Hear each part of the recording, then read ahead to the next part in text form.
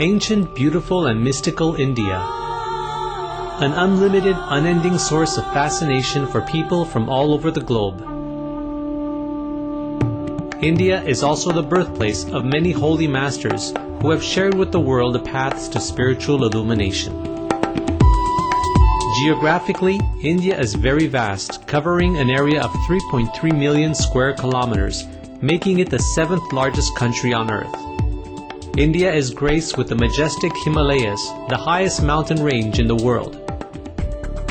Often called King of the Mountains, it is revered as the home of the gods. The name is derived from Sanskrit meaning the abode of snow. To the spiritual aspirants of millennia, the grandeur and elevation of the mountains are a constant reminder of the parallel glory and majesty of the human soul, and thus are considered to be of ultimate sacredness.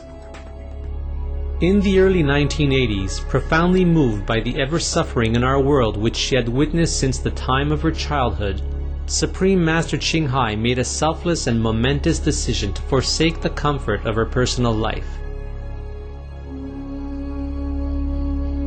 Supreme Master Ching Hai's earnest quest for truth and enlightenment for the benefit of all beings culminated in her courageous journey in various parts of India and eventually the divine Himalayas. We now invite you to listen to Supreme Master Ching Hai's lecture entitled Master's Pilgrimage to the Himalayas, given on July 7, 1997, during a gathering with our association members in Los Angeles, California, USA.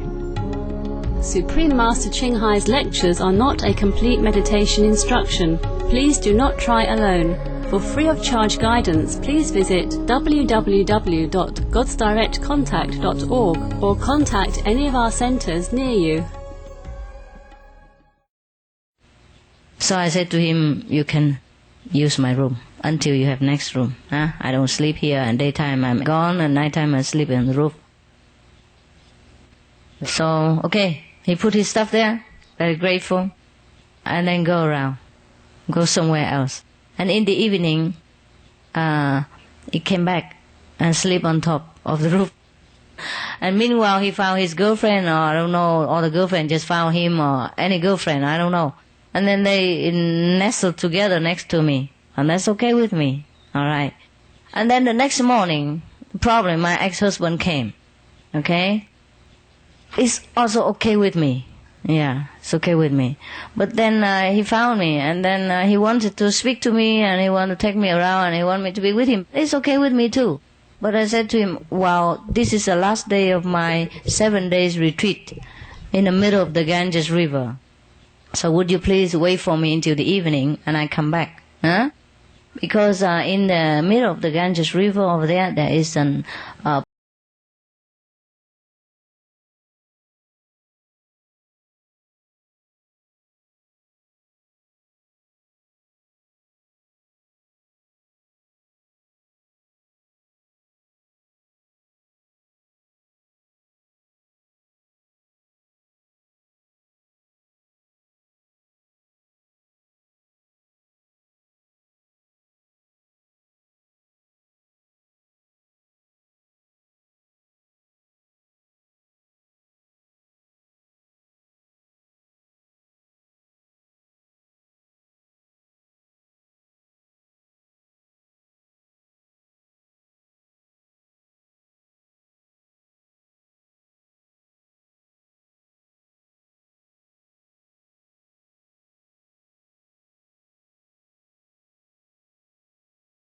there and do retreat in the daytime, and nighttime she has to come back because it's dangerous to stay there. Sometimes the water come very high and cover the caves, you can't stay there.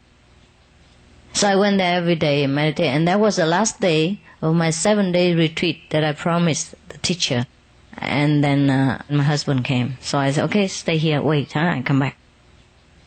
I tell him I come back about 6 o'clock in the evening. 5 o'clock the sun set, and I walk out. And then I walk around, and then there is a boat to take me back to the other side. And I walk for a while, and then about 6 o'clock, fine, huh? But that day, I couldn't go by boat. There was so much wind and rain, the Ganges water became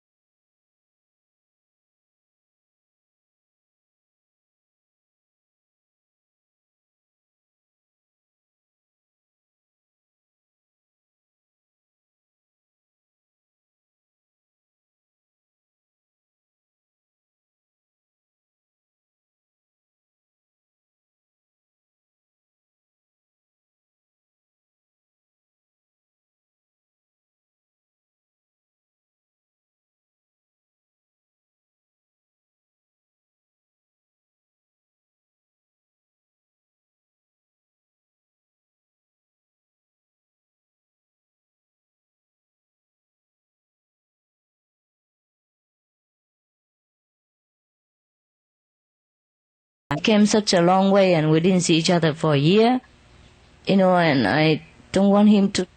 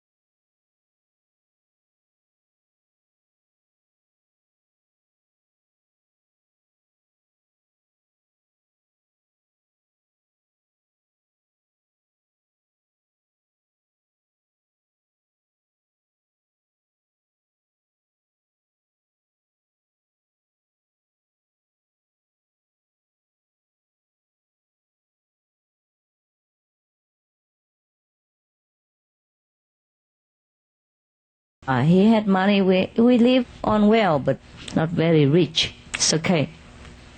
Because he also was just graduate not long ago, and he has to do internship and apprenticeship, for 2-3 years without not much pay. And also I have to buy a house and all that, so I understood. I never demand him anything. He give me what he can, and always unasked. Very generous husband, very considerate. I never complained about him, never, nothing. Oh, where were we? Huh?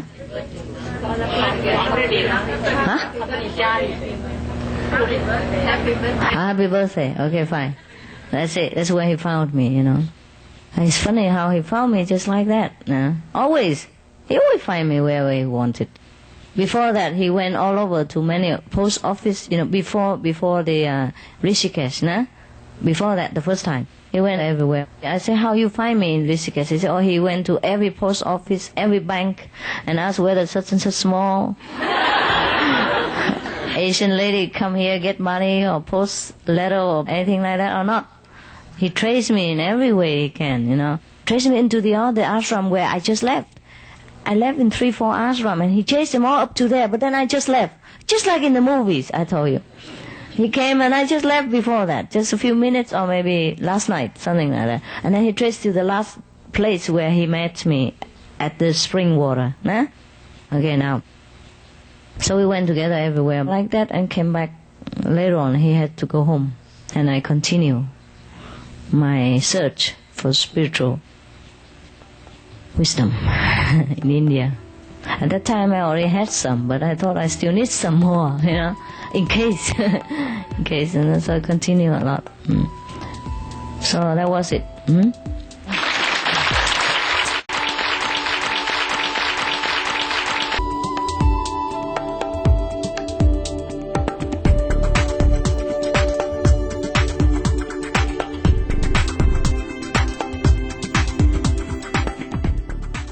Amicable viewers, thank you for your presence for today's episode of Between Master and Disciples.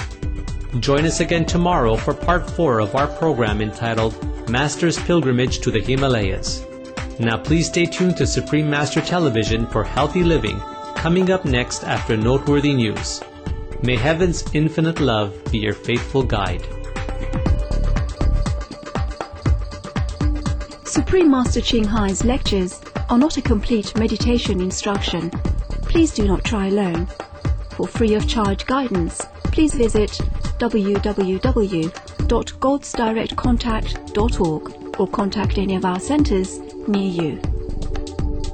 For more details, please visit www.suprememastertv.com/BMD.